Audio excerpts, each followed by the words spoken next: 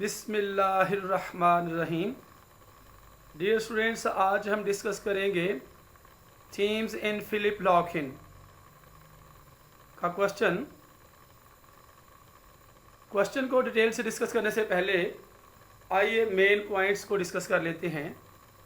Points to remember: number 1 introduction, number 2 realistic treatment of themes, realistic treatment of themes, मौज़ूआत का हकीकत पसंदाना सलूक। नंबर 3 थीम ऑफ मेलनखोली, अफसरदगी का मौजू।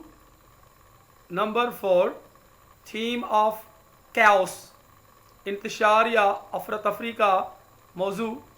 नंबर 5 थीम ऑफ पेसिमिज़म, मायूसी का मौजू। नंबर 6 थीम ऑफ एलियनेशन, बेगानगी का मौजू, alienation बेगानगी।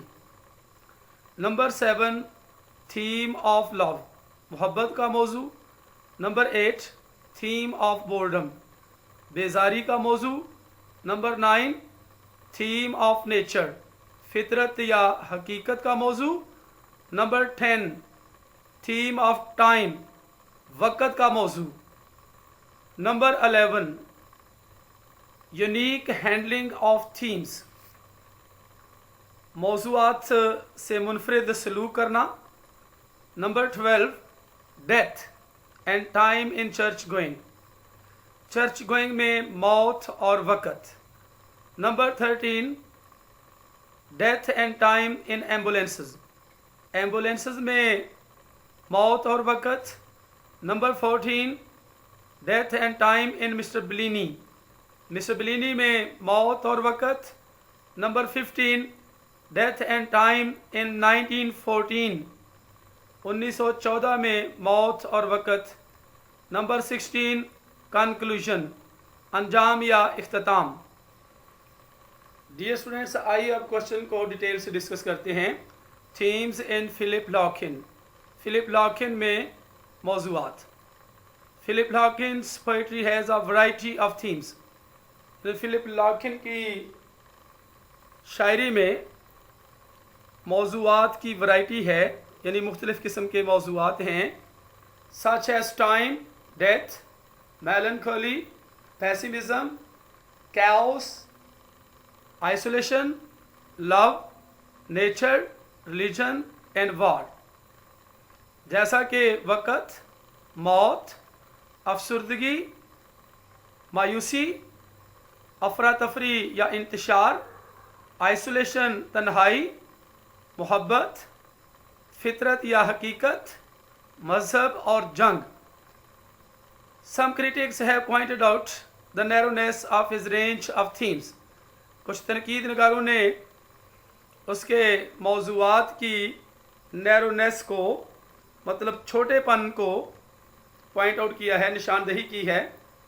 While his admirers have expressed their praise for his distinctive treatment of these themes, जबकि उसके मदाहों ने, तारीफ़ करने वालों ने, have expressed their praise, अपनी तारीफ़ का इजहार किया है, for his distinctive treatment, अपने ख़ास सलूक के लिए, of these themes, इन मौज़ूआत की। But his limited work has unlimited depth, लेकिन उसका महदूद वर्क जो है, काम जो है, लामहदूद गहराई रखता है। He is not only a prolific poet, वो ना सिर्फ एक समरदार शायर है। Number 1 melancholy embraces all his themes, अफसरदगी ने उसके तमाम मौज़ूआत को साथ मिला दिया है। This is the most prominent and dominant theme of his poetry, ये सबसे ज़्यादा प्रोमिनेंट है, नुमायाँ और गालिब मौजू है ऑफ हिज पोइट्री, उसकी शायरी का। It is because of his incurable pessimistic attitude, it is because of, ये उसके ला इलाज मायूसाना रवैये की वजह से है। Eric Hamburger describes him as, इस तरह से उसे बयान करता है the saddest heart in the post-war supermarket. Saddest सबसे ज़्यादा उदास दिल जंग के बाद के बड़े बाज़ार में. पोस्ट वार होता है जंग के बाद और प्री वार होता है जंग से पहले. Larkin's attitude in his poem Ambulances is pessimistic, with an atmosphere of pathos and melancholy hovering over it. Larkin का रवैया उसकी नज़म एम्बुलेंसेस में पेसिमिस्टिक है, मायूसाना है. With N atmosphere of pathos, दिल सोजी और अफसुर्दगी के मुंडलाते हुए उसके ऊपर के माहौल में मायूसाना किस्म का उसका रवैया है लार्किन का. The poem shows the hollowness and emptiness of modern man. नज़म जदीद आदमी के खोखलेपन और खालीपन को जाहिर करती है. Who has no time to show love and sympathy for a sick man, जिसके पास वक़्त नहीं है टू शो लव, मोहब्बत जाहिर करने के लिए, एंड सिंपैथी और हमदर्दी फॉर अ सिक मैन, एक बीमार आदमी के लिए. ही सेज, वो कहता है, and sense the solving emptiness, और खालीपन को हल करने का एहसास. That lies just under all we do, जो महज नीचे पड़ा रहता है जो कुछ हम करते हैं उस तमाम के नीचे. The modern man is devoid of sympathy, जदीद आदमी हमदर्दी से खाली है. He only pays lip service for the sick man, वो बीमार आदमी के लिए सिर्फ ज़बानी जमा खर्च करता है. बट नो प्रैक्टिकल सोल्यूशन, लेकिन कोई अमली हल नहीं. Number 2, the element of chaos and destruction is distinct in Larkin's poetry. अफरा तफरी या इंतशार का जुज़ और तबाही का जुज़ उनसर इज डिस्टिंक्ट वाज़े है इन लार्किन्स पोइट्री, लार्किन की शायरी में. एज हिज पोएम MCMXIV यानी 1914, जैसा कि उसकी नज़म 1914, it illuminates the poet's impression of the post war world. ये रोशन करती है, वाज़े करती है शायर के तासर को of the post war world, जंग अजीम के बाद के तासर को जाहिर करती है, रोशन करती है. Larkin fails to come out of the horrors of war, तो लार्किन नाकाम हो जाते हैं जंग के खौफ से बाहर निकलने में. His poetry revolves around the disasters and chaotic effect of war. उसकी शायरी इर्द गिर्द घूमती है around the disasters and chaotic effects of war, जंग के तबाहकुन और बदनज़मी के असरात के इर्द गिर्द. कैओटिक इफेक्ट्स, बदनज़मी के असरात, डिजास्टर्स तबाहकुन के इर्द गिर्द घूमती है. He minutely observes the chaotic social, political, economic and theological system. वो बारीक बीनी से मुशाहदा करता है बदनज़मी मुआशरे की, सियासी, इक्तिसादी और इल्म दीन से मुतल्लक निज़ाम की बारीक बीनी से मुशाहदा करता है. He discusses the chaotic situation in which people were forced to migrate to villages in search of shelter. He discusses the chaotic situation. वो बदनज़मी की सूरत हाल पर बहस करता है जिसमें लोगों को मजबूर किया गया था to migrate to villages, देहातों में हिजरत करने की तरफ, इन सर्च ऑफ शेल्टर, पनाह की तलाश में. Larkin sympathizes with the lost generation and criticizes at the craze for war. Larkin sympathize करता है, हमदर्दी करता है with the lost generation, खोई हुई, गुमशुदा जनरेशन के साथ, नस्ल के साथ, और तनकीद करता है at the craze for war, जंग के जुनून पर तनकीद करता है. Number 3, his poem Church Going shows nihilistic and pessimistic approach. उसकी नज़म चर्च गोइंग ظاہر کرتی ہے کافرانہ اور مایوسانہ پہنچ کو. The poem deals with contemporary agnosticism. نظم ڈیل کرتی ہے، سلوک کرتی ہے کہ متعلق ہے ہم اثر مادہ پرستی کے متعلق ہے. The narrator in this poem is very skeptical about churches. اس نظم میں نریٹر بیان کرنے والا جو ہے وہ چرچوں کے بارے میں بہت زیادہ شکی ہے. Lacan's dilemma is not whether to believe in God or. لاکن کا الجھاؤ یہ نہیں ہے آیا کہ خدا پر یقین کریں یا نہ کریں. ناٹ اور ناٹ یعنی کہ لاکن کا، فلپ لاکن کا الجھاؤ یہ تھا آیا کہ خدا پر یقین کیا جائے یا نہ کیا جائے. But what a man can replace with God. لیکن انسان کس چیز کو خدا کی جگہ دے سکتا ہے. دو the church is the symbol of faith, peace and purity. Yet in the modern age, people have lost faith in church.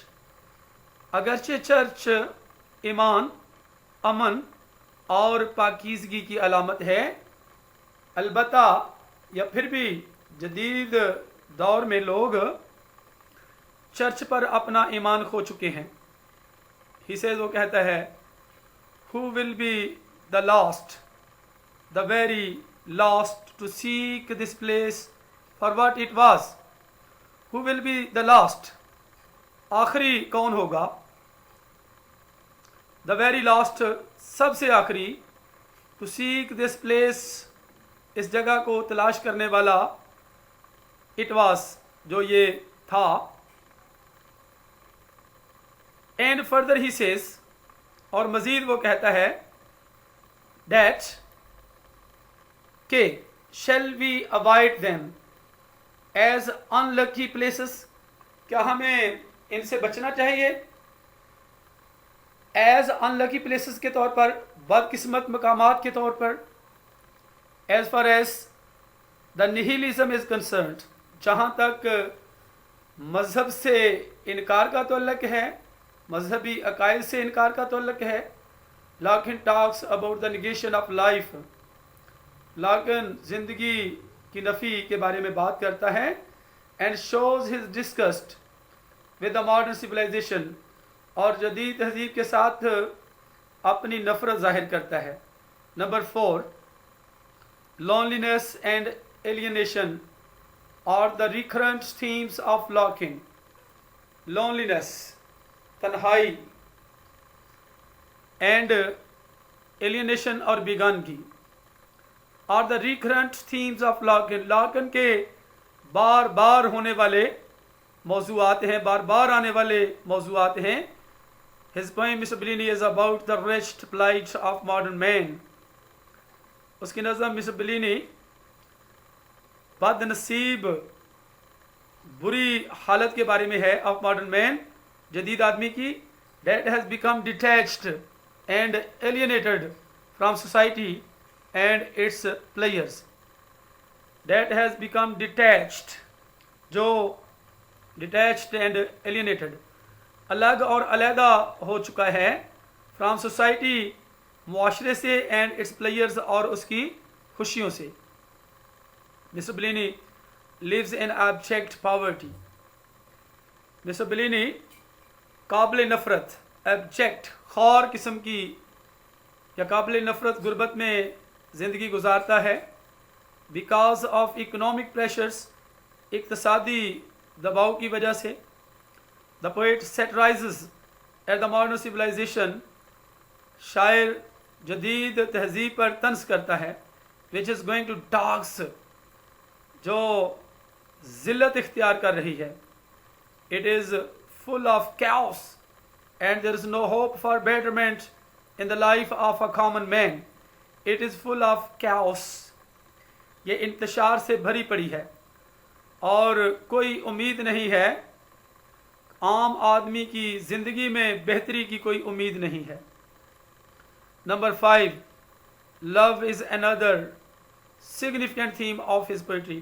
محبت ایک اور اہم موضوع ہے آف ہز پوئٹری، اس کی شاعری کا. He regards love as a supreme illusion. वो मोहब्बत को सबसे बड़ा धोखा या फरेब निगाह समझता है. Love comes in the guise of melancholy. मोहब्बत अफसुर्दगी के भेस में आती है. His poetry shows that modern man has no love and sympathy for others. उसकी शायरी जाहिर करती है कि जदीद आदमी दूसरों के लिए कोई मोहब्बत या हमदर्दी नहीं रखता है. So he doesn't depict love as very ardent or satisfying passion. इसलिए वो doesn't depict love, वो मोहब्बत को बयान नहीं करता as very ardent और satisfying passion के तौर पे, पुरजोश या मुतमिन करने वाले जज्बे के तौर पे मोहब्बत को बयान नहीं करता है. He believes that everyone is sure to be disappointed in love. वो यकीन रखता है कि मोहब्बत में हर एक को मायूस होना पड़ता है. His poem No Road, उसकी नज़म No Road depicts the impossibility of the fulfillment of love. No Road नज़म जो है वो बयान करती है नामुमकिन होने को, of the fulfilment of love, मोहब्बत की तकमील के नामुमकिन होने को बयान करती है. He always tries to explore the gap between what one expects in love.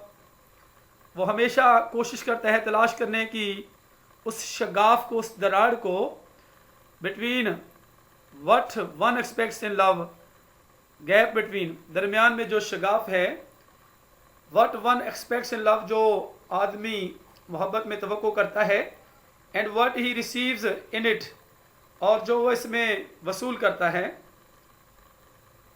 As mister Bellini and the man in ambulance both are deprived of love in their lives.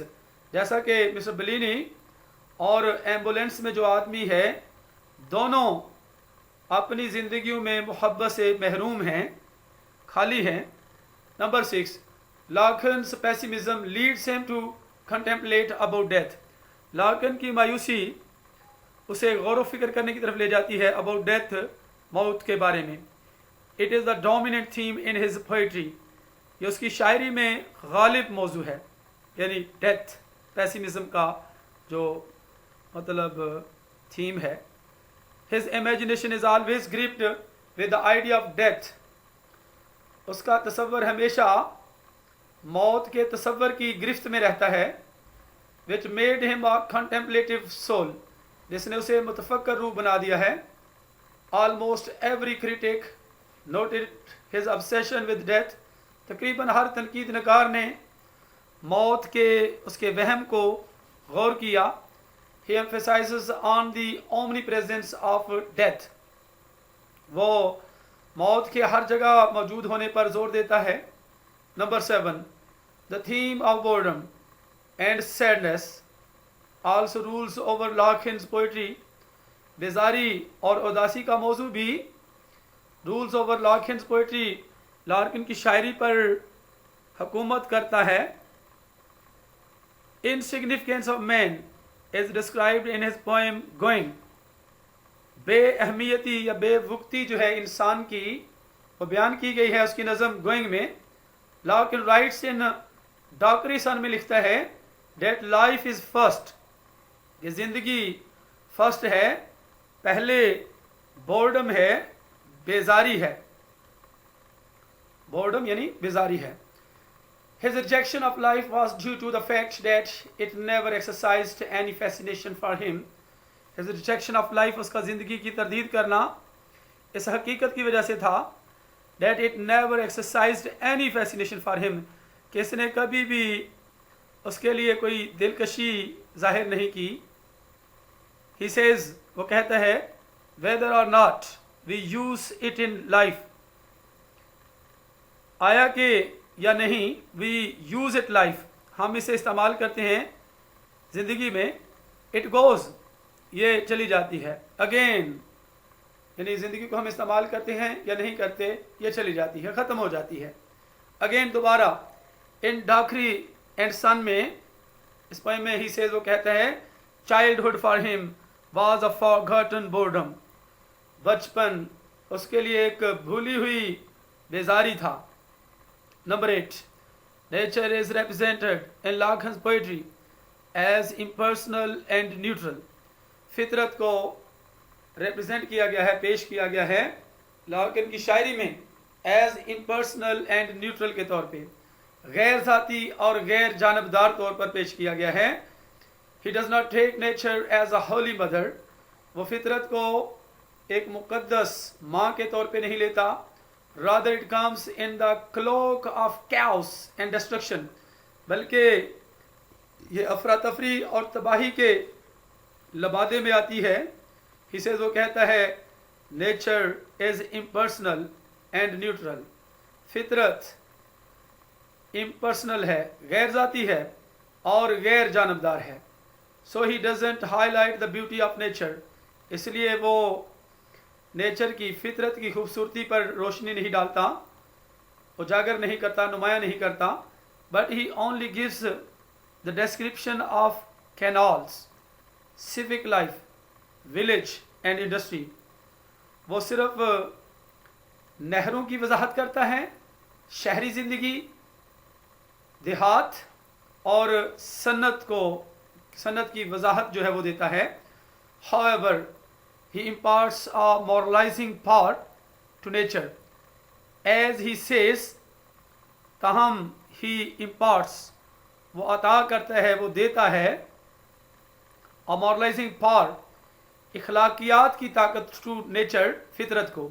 As he says, जैसा कि वो कहते हैं, that the trees don't allow people to believe in their immortality, कि दरख्त लोगों को इजाज़त नहीं देते इस बात पर यकीन करने की, in their immortality में, यानी उनके फना हो जाने के बारे में वो बिल्कुल यकीन करने की इजाज़त नहीं देते.